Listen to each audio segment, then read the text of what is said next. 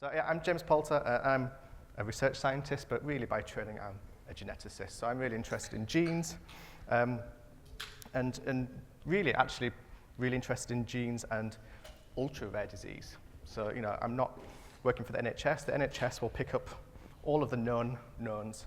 I'm interested in the known unknowns. Is that the right way around? Yeah.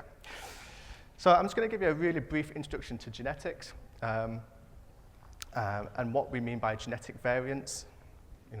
It's a complex, there's lots of terms going around, and as scientists would never agree on a set term for something as well, so you often hear the same thing but given 3 or 4 different names. And then a little bit about the impact of genetic testing and things like genetic counselling, and in particular genetic testing for inherited disorders. So, the cells of the human body, it's much like the human population. We have lots of different cell types in us. We have brain cells, we have liver cells, we have muscle cells, and they all look different and they all behave in different ways. They're all there to do a very particular job. But actually the DNA within them is identical.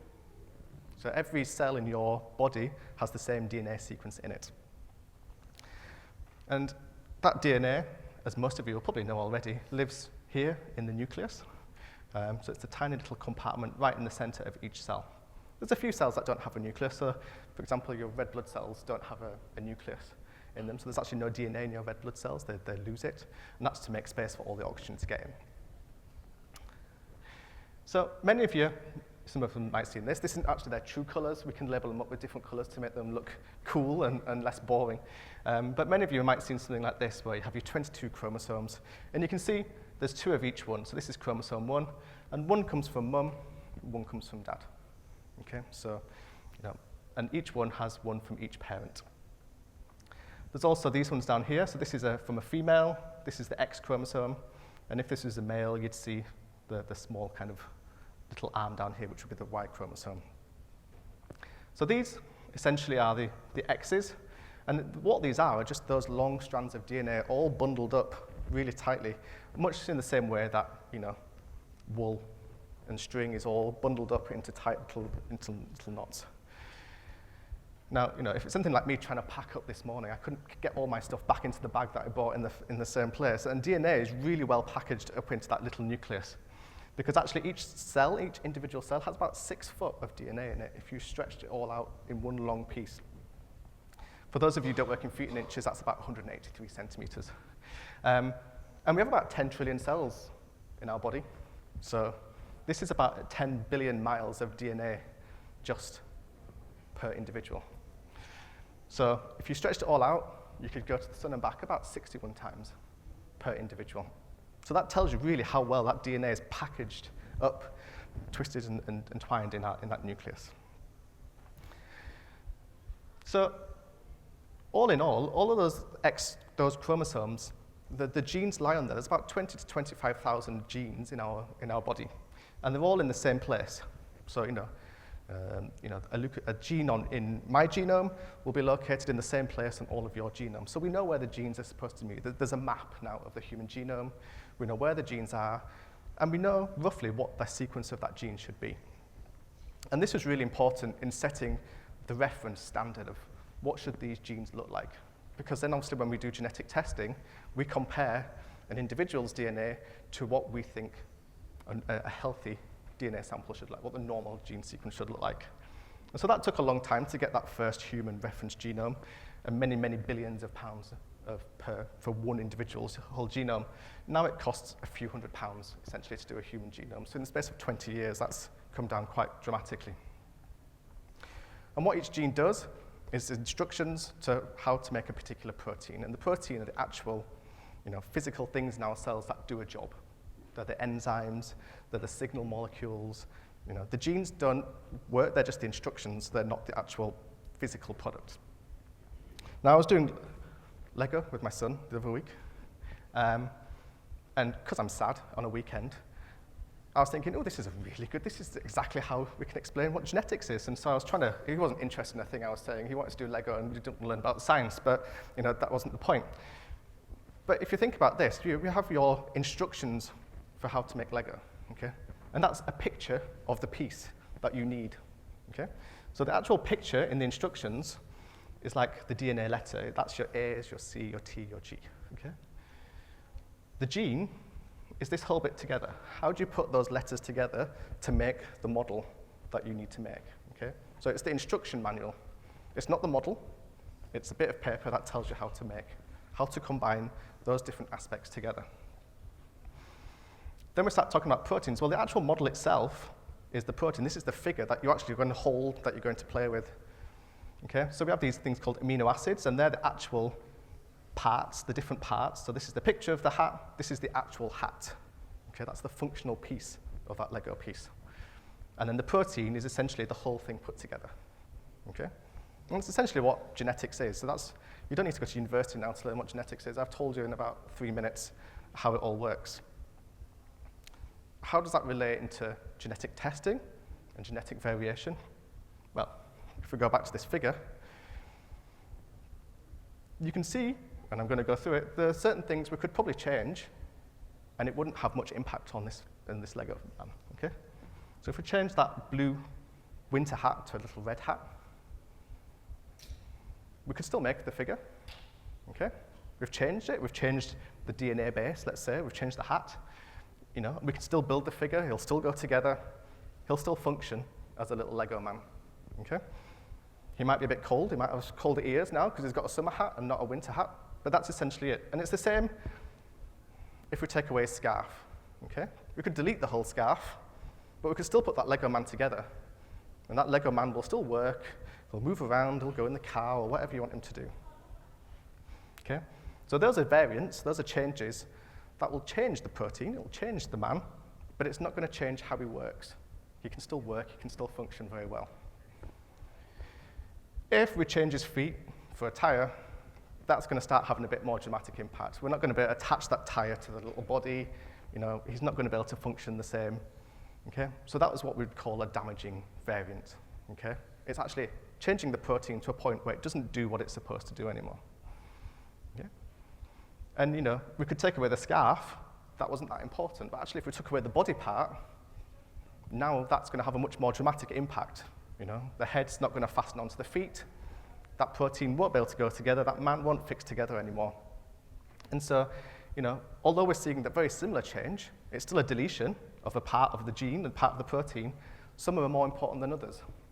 And sometimes a gene and a protein can function with parts of it missing or parts of it changed, and others it can't. And the challenge for us as geneticists is looking through 3 billion bases of DNA is to work out which are the ones that are going to have an impact and have a big change and stop that protein from doing what it normally does, and which ones are actually just background, you know, byproducts of human kind of evolution and are not actually changing anything.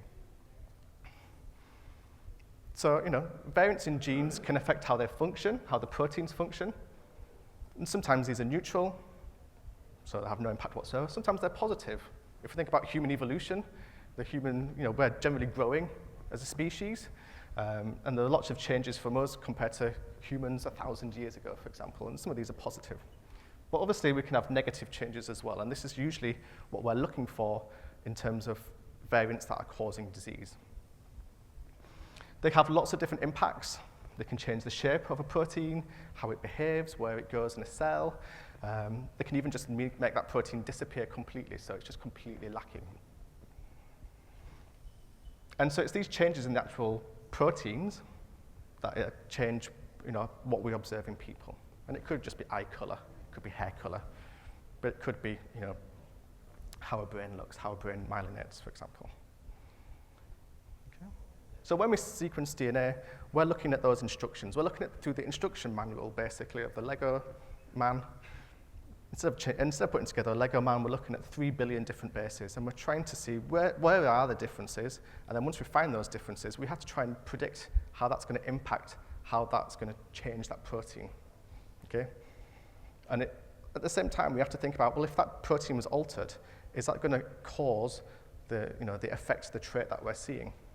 Okay? So if I changed something in the hemoglobin gene, for example, which is changing a red blood cell, that's not going to probably cause a leukodystrophy, because the hemoglobin gene doesn't do anything in the brain. You know? So not all genes are expressed in all cell types, And it doesn't mean if you change one protein, it's going to definitely have an impact. So there are lots of different kind of steps. And so there's a whole lot of uncertainty that goes around genetic testing. So actually, from an NHS perspective, they have to tick lots of different criteria for them to be confident that the change that they see in someone's DNA there's sufficient evidence there to report that back and say, this is the variant that's causing that disease. Okay? There might be that they've seen the variant, but there's not enough evidence. Okay? So when you get if a negative test report comes back, it doesn't mean that there's no DNA variant there. It just means there's no DNA variant there with sufficient evidence for them to attribute that to the disease. And that has a big impact because there might be a knock-on effect in terms of therapy, in terms of treatment, but there's also that balancing that off with, but we don't want to tell them somebody a wrong mistake. We don't want to give somebody a wrong diagnosis. Okay? And that's really what they want to avoid more than anything else. So, the vast majority of variants that are observed fit into this middle ground, which is not sure, okay? Which is quite unsatisfactory. But generally, the variants that meet all the criteria are ones that have been seen in patients before. We've seen this in somebody else who has a leukodystrophy. Therefore, the likelihood is it's causing, and we don't see it in the general population. So there's lots of boxes that we really need to tick to make sure that we're giving the right feedback back. The other problem we have is there are actually lots of different types of genetic variation, and I showed you two different types. One where you can just switch something, or you could just delete something. And we can just do that at the individual base level, at the individual DNA, so one little spelling mistake. And so we're very good at picking up these types, these kind of smaller ones. I can't reach that far. Okay, so if you have whole genome testing, whole genome sequencing on the NHS, it's looking for all of these types here, the top level ones. Okay? But actually genes can move around, they can switch around, the chromosomes can swap little bits of DNA. And so the tests that we do on the NHS do not pick up those types of variants, not easily anyway. And so the problem is we have no idea what we're looking for before we start looking. So we have to do what we think we're going to, what works for the majority of situations. Okay? But there's a good chance that we're looking at 20,000 variants that all look a little bit like this, but the one that's actually causing the disease, the phenotype, the symptoms is something like this, and we've not even spotted it yet. We've just not done the right test. We're not looking at it in the right way. So that's another level of complication that we have. So again, if you go through the NHS and you have the whole genome sequencing on the NHS, there's a good chance, and the numbers vary depending on the type of leukodystrophy or the type of disorder.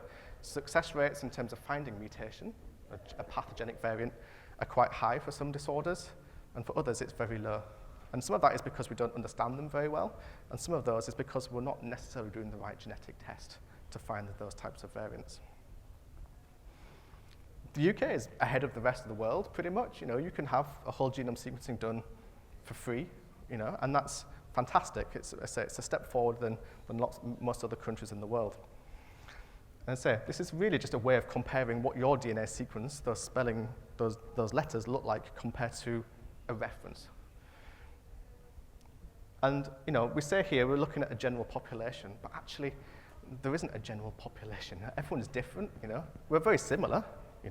Compared to a banana or a strawberry or something like that, our DNA is quite similar to each other, but we're also very different.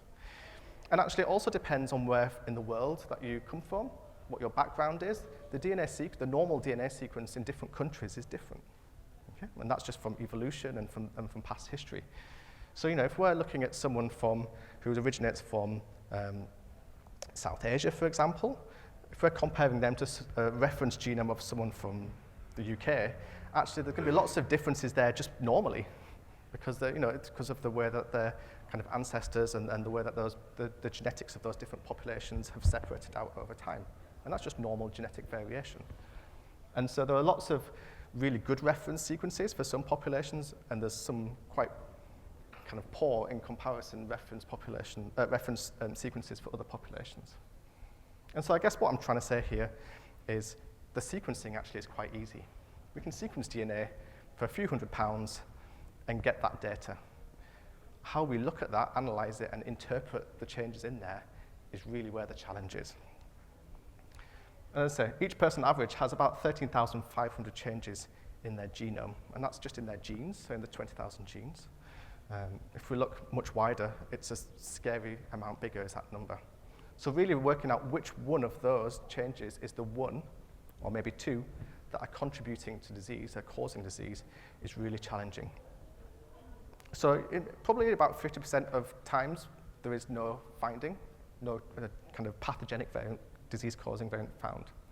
But that doesn't mean everything stops. Okay? In terms of genetic counseling, you don't actually need a genetic diagnosis. Okay? And this is because we can go back to genetics and what we know about genetics we've known for hundreds of years to predict future risk of pregnancies and things like this. Okay? And so you might see a genetic counselor if you want to have more children or you're worried about the risk of future generations. And you might not have a gene, but we can tell from family histories and from family trees what future risks are. And this depends, you might have heard of things like recessive inheritance, where you need to inherit a disease-causing variant from both parents. Or it might be something that's dominant. So you have a parent who has a disorder who passes it on to their children. Okay? So just based on that information alone, we can do risk predictions quite accurately. And so these are the things that we're trying to teach the next generation of clinicians. So in medical training, they learn what all the different parts of the body do and how they work, but we're trying to teach them genetics as well, because the future is quite, of genetics is there. It's quite obvious. We already have the whole genomic medicine service. So we're really trying to teach the next generation of researchers about genetics, the importance of it. And so when you go to them in 10, 15 years' time, they know what a gene is. Okay? They might not know what a leukodystrophy is, but they will have the knowledge and the information to know what a recessive disease gene is, how they find more information and how they can quickly get up to speed so that they can support you and give you the best clinical care. So this is an example here. So just a random example, but even from this information alone, we don't know what the gene is. Well, actually, it's cystic fibrosis, so we do know what the gene is, but we don't know what the variant is. But we don't need that information. We know from just genetics and what we know of genetics what the future risk is. So if you don't have a known genetic variant, it doesn't mean everything stops. We can still give you quite a lot of information. So disease history and prognosis might be better understood if we know what the underlying genetic cause is. And that's because we can find other families that have a similar genetic, the same gene mutation. And actually, many of the new and existing therapies that are coming through require genetic diagnosis. So having that up front will then accelerate you to the next step. And that's because lots of these are gene therapies, they're gene replacement therapies. So we want to make sure that we're replacing the right gene for you. There's no point introducing a functional copy of a different gene if that gene is already working in you. We want to only change the one that's got a variant in it. But knowing the underlying genetic variant doesn't always alter clinical management. Okay? So again, it's not the end of the world. The book doesn't stop there. We might be able to get more information. We might not. And especially in rare disease, there's a lot of question marks. Even if we find a genetic variant, it might be, this is what we think is underlying cause, but there's not much else we can tell you other than that. Okay? And that's dependent upon the different type of condition. So I didn't put the time on, so I have no idea where I am for time. Okay, good. So in summary, your genome is long. It's about 3 billion bases. We have 10 trillion cells in us. And that's highly variable. And actually, what we're finding now as we're going forward is actually little changes happen in all those different cell types over time. So as we age, we acquire new variants as well. And so, our blood cells might have slightly different variants than our brain cells, for example. And this is kind of an emerging area of genetics. As I said, the sequencing is simple. We can sequence, no problem. The sequences we have nowadays in the UK are, hungry. They want the DNA samples. They want to be churning through. But actually, we can't really interpret. So that's the backlog. And we're starting to look at AI and using AI to do that kind of processing, but that's still in its infancy. And as I say, whole genomes are now being sequenced as part of routine clinical care, and that's included within the inherited white matter disease panel. And there is a panel of genes that's being created specifically for inherited white matter disorders, for leukodystrophies, that will be sequenced if you're seen by one of the one of the centers. And so a clinically relevant variant might be identified, but it might not be identified. It might even be seen partially, but not reported, and that's a difficult kind of area to be in. But we can still go do genetic counselling. We can still inform future risk, future generations, even if a variant has not been found that's associated with disease. And I say, although it's often nice to know what the genetic cause is, it gives it a name, it gives it some kind of understanding about what's caused it, it doesn't always improve clinical care, particularly in rare disease, just because at the present there's so many disorders that we know so little about. So finding a genetic variant is the first step. The idea now, as part of what we do as the research network, is saying, oh, well, we've got someone who has that gene variant, oh, we've got someone as well, and bringing all that information together. So we have worldwide networks now where we share genes that we're interested in, and if somebody has a family with a variant in that gene, we try and bring all of the information together to try and understand where the similarities, where's the overlap in those symptoms. And it's only by kind of working together like that that we're really going to move things forward. So I will stop talking there, and I'm very happy to take any questions.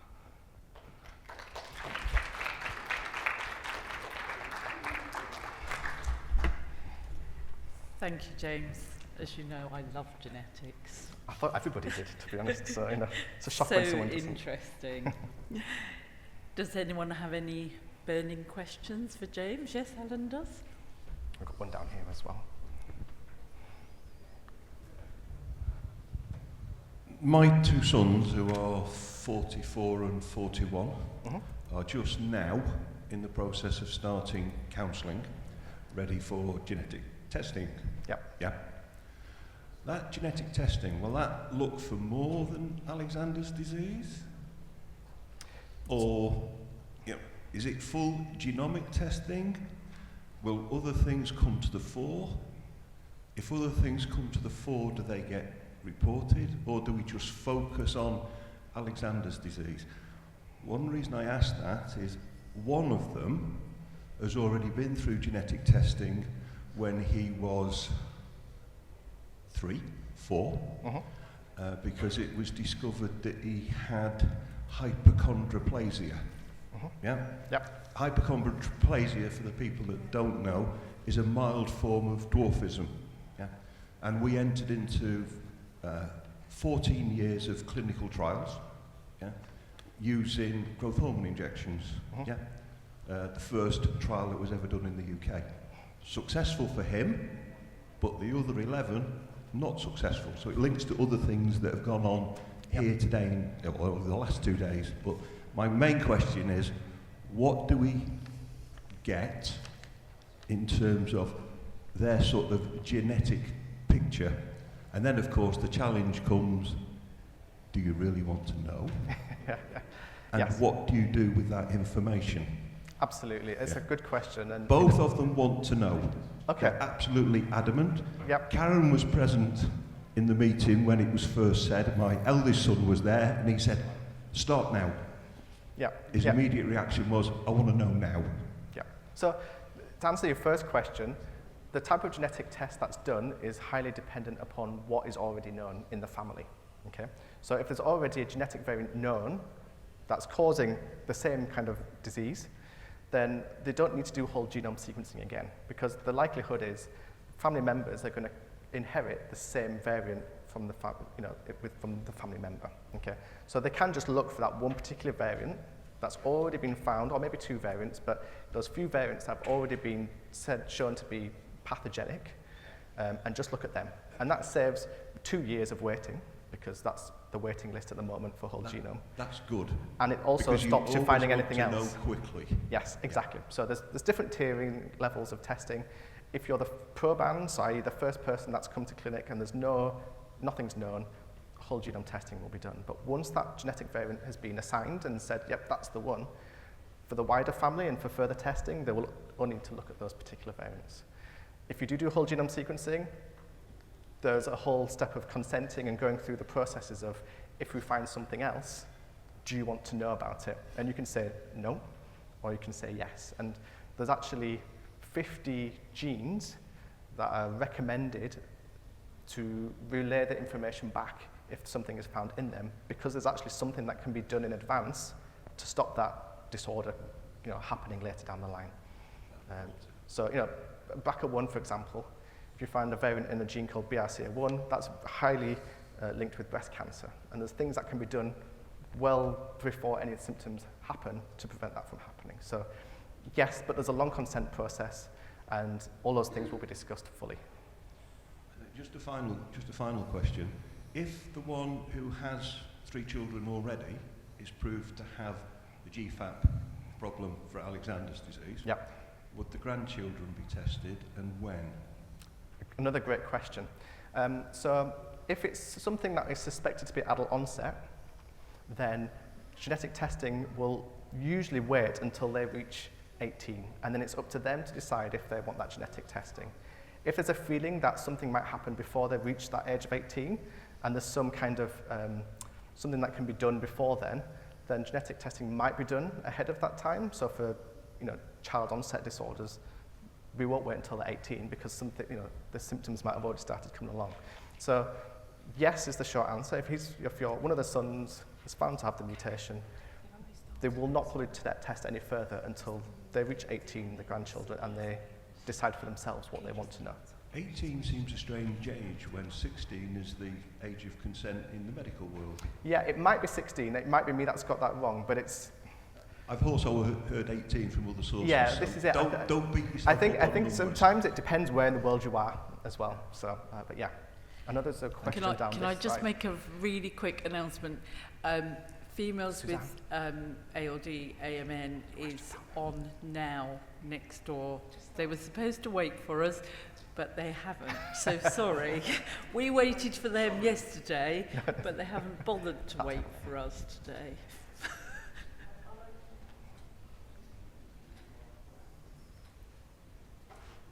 I think you switched on there. Hiya. Hi. I wondered if there was what is known about asymptomatic mutations. So for context, Noah here has AGS from a TREX1 mutation. Yep. I don't have any mutations. My husband has a dominant, but he only has mild symptoms like chilblains and circulation issues, but nothing else linked to Noah's severity of AGS. I just wondered if there is anything known about that. Yeah, and this is the other problem that we have actually, is that, just when we think we understand genetics, something comes along that completely is unexpected and we can't predict. There's a few answers to that, and none of them might be the answer, but one of them is that, there's that variant, but there might be other variants, and there's like a complex interplay. For AGS, there's quite a few genes, and as I'm sure you've heard, there's a pathway with lots of different proteins in it. And so sometimes it's like an accumulation of a few little variants that can build up to cause that. We also, in some people express some genes a little bit more than others.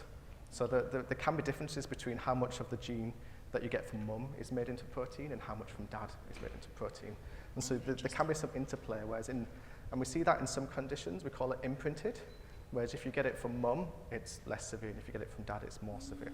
And so, it's not just about the genetic variant, but it's how those genes work and are made into the protein. So it also depends from his father when he got the variant, like has he got it in every cell in his body? As I said, we acquire variants through life sometimes, and if he's passed on a variant like he's acquired, so he didn't have it at birth, then obviously all of his development has happened normally, and then that variant is being picked up, but obviously he's passed it on now, and Noah's had it from birth, then that has a slightly different impact because that's stronger. So lots of possible explanations, and we don't really know which one's which, but I hope that kind of answers your question a little bit. Thank you. Just one more very quick question, because we need to, I think, Karen would like. We need a whole day on genetics, really. I know, we do. I just wanted to ask, is there any possibility that the genetic test can go wrong, or is it always sure about the test or the variation, the variant which you have discovered or whatever, the results? Is it always confirmed and there's...